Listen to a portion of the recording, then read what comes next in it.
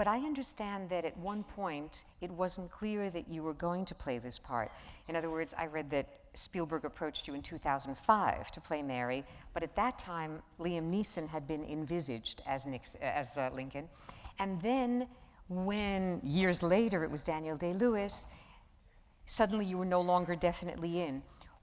How did you fight to stay Mary? Well, I knew in my gut from the time Stephen first asked me if I would be Mary in 2005 that it would not be that easy. A little voice said, "No, not so fast, Field, not so fast." And it was a work in progress. It was a long way from being a film. Writers came and went, and then Tony Kushner came on board, and he delivered the most beautiful piece of writing ever that I have read. And I went, ooh, wow, oh gosh. And then Liam Neeson dropped out for personal reasons, and Daniel came on board. And I think Stephen had always wanted Daniel, had asked Daniel time and time again, and Daniel, if he were here, would say he did all he could to stay out of the project, and finally he couldn't anymore. And when he came on board, I went, uh-oh.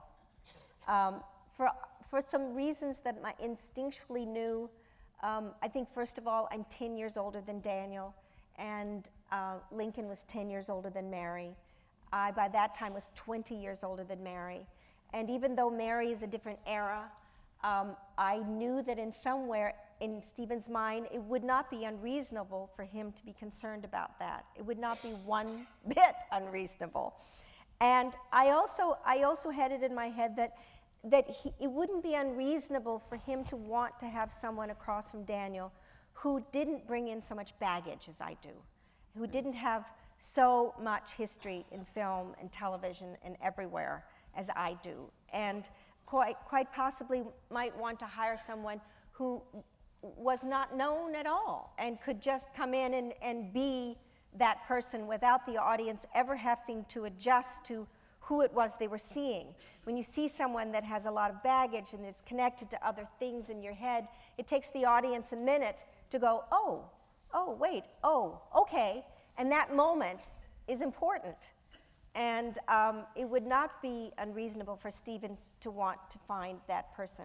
And a part of me that wanted to just hide and not face the humiliation or the loss, and wanted to just bury my head in the sand and go, I don't know, and fine, okay, it wasn't meant to be. And if I could just make myself not want these things, if I could just, go away and play dead.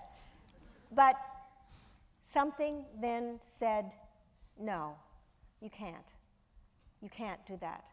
This is yours. You've earned it. You've worked your whole life for it. Don't let it go. And I didn't.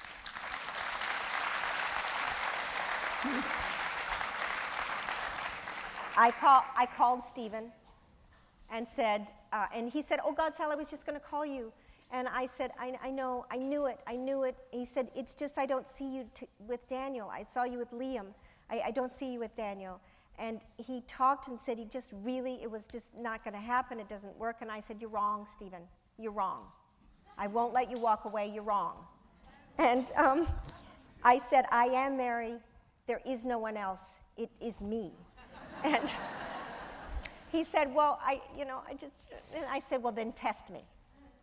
And he went, really? Well, Daniel is far away. He's in Ireland, and he just started this process that I can't possibly ask him. And I said, well, then just do it with me. And so he is an amazingly generous man. He did not believe in a million years I was right. And he tested me.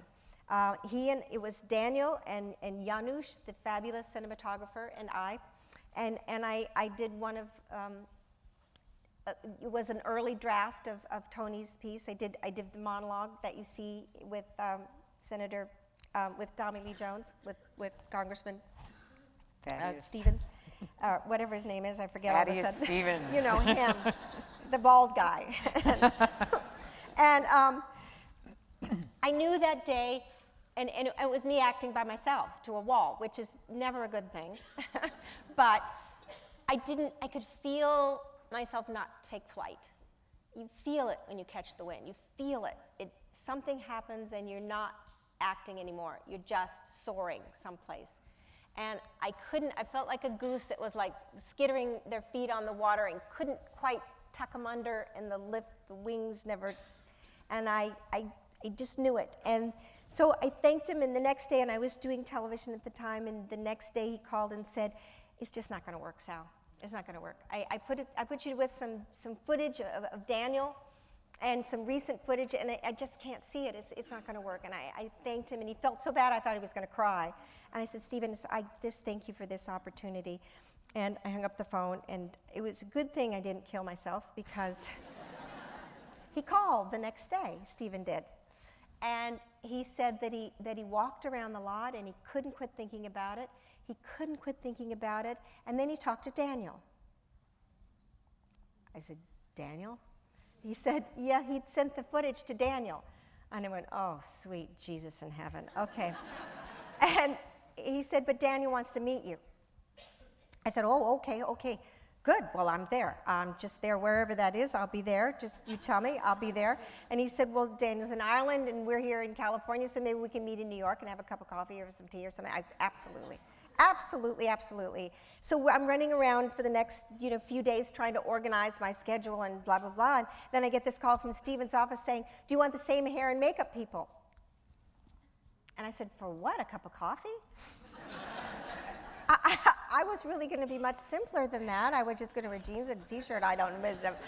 And they said, "Oh no, I guess no one called you." Well, see, Daniel's coming in. You guys are going to do a test together. I went, oh, well, good.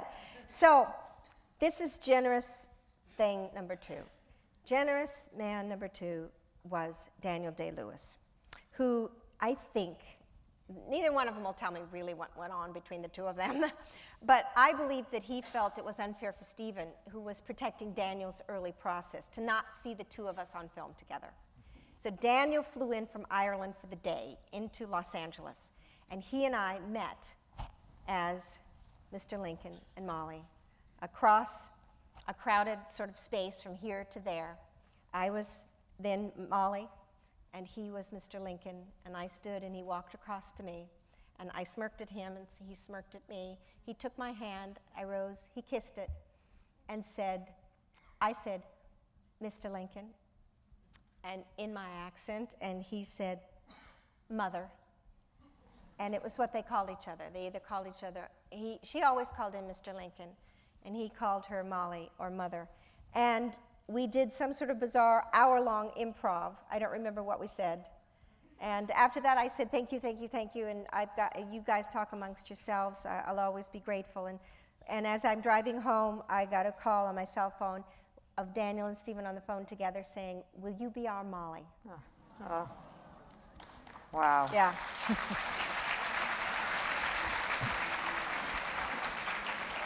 And Stephen many times would say, "Sal, I'm so sorry you had to do that. I'm so sorry I put you through that." But the thing was that it had to be that. That had to happen that way, because it was the way I needed to find Mary. It's the way we met Molly. It's the way we all met her. And it was this time that Daniel and I had together, this weird couple of hours where we were just linked together, I to him and he to me, in the most incredible fashion. First of all, because I was testing, and I was absolutely on him like a new suit. And he was equally so in my face. And it was why we didn't need to rehearse.